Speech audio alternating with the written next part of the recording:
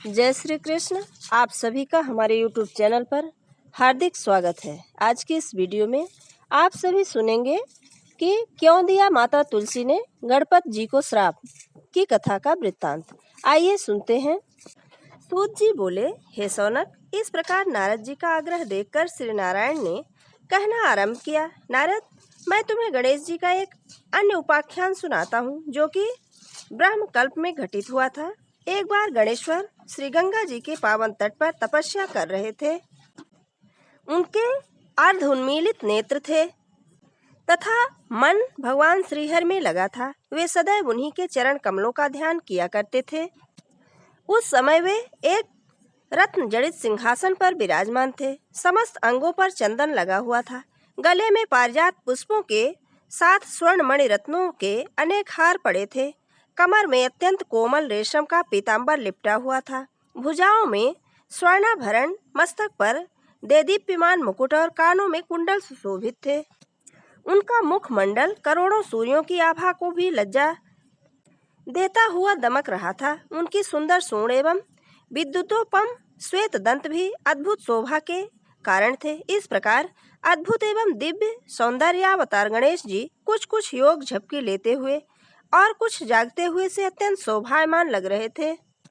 इसी अवसर पर धर्मात्मज की नव यौवना कन्या तुलसी देवी श्री भगवान श्रीहरि का स्मरण करती हुई विभिन्न तीर्थों में भ्रमण करने को निकली थी। वह विभिन्न स्थानों पर होती हुई उसी गंगा तट पर जा पहुंची जहां पार्वती नंदन एकदंत भगवान श्री कृष्ण के चरणारविंदों में ध्यान में रत थे। तुलसी ने उमा सुवन को देखा तो कुछ विमोहित सी हो गई। उसने सोचा, कितना अद्भुत और अलौकिक रूप है गिरजानंदन का। इनसे वार्तालाप करके विचार जानने चाहिए। संभव है इनके द्वारा की जाने वाली उपासना कुछ इस प्रकार की हो जो मेरा प्रयोजन है। ऐसा विचार करके तुलसी ने उनके समीप जाकर कहा, हे गजानन, हे शूभकर्ण, हे एकदंत, हे घटोदर, मुझे यह तो बताओ कि संसार भर के समस्त आश्चर्य एकमात्र तुम्हारे ही विग्रह में किस प्रकार एकत्र हो गए। क्या इसके लिए तुमने कोई तपस्या की है? यदि की है तो वह किस प्रकार की या किस देवता की है? गणेश्वर ने तुलसी को देखकर कुछ हिचकिचाए और सोचा, यह कौन है? मेरे पास आने का प्रयोजन क्या है? जब कोई समाधान न हुआ तो वे बोले, बच्चे, मैंने तुम्हें अब से पहले कभी नहीं देखा, इसलिए तुम कौन हो? यहाँ किस प्रयोजन से आई हो? मेरी तपश्चर्या में विघ्न डालने का क्या कारण है? तुलसी बोली, गणेश्वर, मैं धर्मपुत्र की कन्या तुलसी हूँ। तुम्हें यहाँ तपस्या करते देखकर उपस्थित हो गई। यह सुनकर पार्वती नंदन ने कहा, माता, तपस्या में विघ्न कभी भी उपस्थित नहीं करना चाहिए। इसमें सर्वथा अकल्याण ही होता है। मंगलमय भगवान तुम्हारा मंगल करें। अब तुम यहाँ से चली जाओ। यह सुनकर तुलसी ने अपनी व्यथा कही।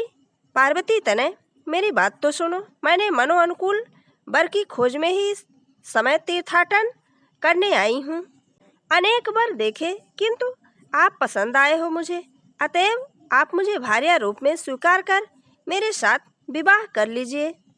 गणेश्वर बोले, माता, विवाह कर लेना जितना सरल है उतना ही कठिन इसके दायित्व का निर्वाह करना है। इसलिए विवाह तो दुख का ही कारण होता है। इसमें सुख की प्राप्ति कभी नहीं होती। विवाह में काम वासना की प्रधानता रहती है जो कि तत्वज्ञान का उच्छेद करने वाली तथा समस्त संशयों को उत्पन्न करने वाली है। अतएव हे माता, तुम मेरी ओर से चित्त हटा लो।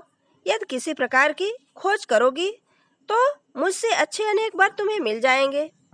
तुलसी बोली, एकदंत, मैं तो तुमको ही अपने मनोअनुकूल देखती हूँ, इसलिए मेरी याचना को ठुकराकर निराश करने का प्रयत्न ना करो। मेरी प्रार्थना स्वीकार कर लो प्रभु। गणेश बोले, परंतु मुझे तो विवाह करना ही नहीं है, तब तुम्हारा प्रस्ताव कैसे स्वीकार कर लूं? माता, तुम कोई और वर देखो और मुझे क्षमा करते हुए मेरी ओर से अपना चित्त पूर्ण रूप से हटा लो। इसी में तुम्हारा कल्याण निहित है। तुलसी को गणेश की यह बात बहुत अप्रिय लगी और उसने कुछ रोष पूर्वक कहा, उमानंदन, मैं कहती हूँ कि तुम्हारा विवाह तो अवश्य होगा। मेरा यह वचन मिथ्या नहीं हो सकता। तुलसी प्रदत्त शाप को सुनकर गणपत भी शाप दिए बिना न रह सके। उन्होंने तुरंत कहा, देवी, तुमने मुझे व्यर्थ ही शाप दे डाला है, इसलिए मैं कहता हूँ कि तुम्हारी जिससे भी शादी होगी वह असुर होगा तथा इसके पश्चात महापुरुषों के शाप बस तुम्हें भी वृक्ष बनना पड़ेगा। शाप सुनकर तुलसी भयभीत हो गईं। उसने गणेश्वर की स्तुति की, हे गजानन, हे एकदंत, हे हेरम, मुझ पर कृपा कीजिए, मेरे अपराध को क्षमा करके दया दृष्टि से देखिए। हे प्रभु, आप तो सभी विघ्नों का नाश करने वाले हैं। मुझे भी जिन विघ्नों की प्राप्ति होने का शाप आपने दिया है उसका निवारण भी आप अवश्य कर सकते हैं। हे दुखनाशक, दुखों को दूर कर दीजिए। तुलसी की विनय सुनकर गणेश्वर प्रसन्न हो गए। उन्होंने उसे आश्वासन दिया, देवी, तुम समस्त सौरभ वंत पुष्पों की सारभूत बनोगी। कालांश से भगवान श्री नारायण की प्रिया बनने का सौभाग्य भी तुम्हें प्राप्त होगा। यद्यपि समस्त देवगण तुमसे प्रसन्न रहेंगे, तथापि भगवान श्री हरि को तुम्हारे प्रति विशेष ही प्रीति रहेगी। नरलोक में मनुष्यों को तुम्हारे माध्यम से भगवान श्री कृष्ण की भक्ति करने पर उनके स्वधाम की अथवा मोक्ष की प्राप्ति होगी, किंतु मेरे द्वारा तुम सदैव त्याज्य ही रहोगी। गणपति से उक्त वर प्राप्त कर तुलसी अपने गंतव्य स्थान को चली गईं और इधर गणेश्वर भी वहां से बद्रीनाथ के समीप तपस्या के लिए चले गए। यह सुनकर शौनक जी ने प्रश्न किया, हे सूत जी, तुलसी को फिर वर की प्राप्ति हुई तथा वृक्ष भाव में वह कब स्थित हुई, यह भी बताने की कृपा करें।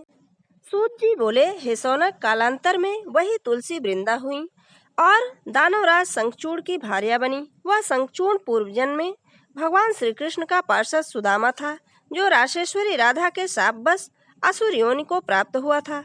वह शंखचूड़ भार्या भगवान के कालांश से वृक्ष भाव को प्राप्त हुई और श्रीहरि की परम प्रिया भी हुई। ये थी तुलसी के द्वारा गणेश्वर को श्राप देने की कथा का वृत्तांत। अगर हमारा ये वीडियो आपको अच्छा लगे तो लाइक जरूर करें और मित्रों के बीच में शेयर करना बिल्कुल ना भूलें। जय श्री कृष्ण, धन्यवाद।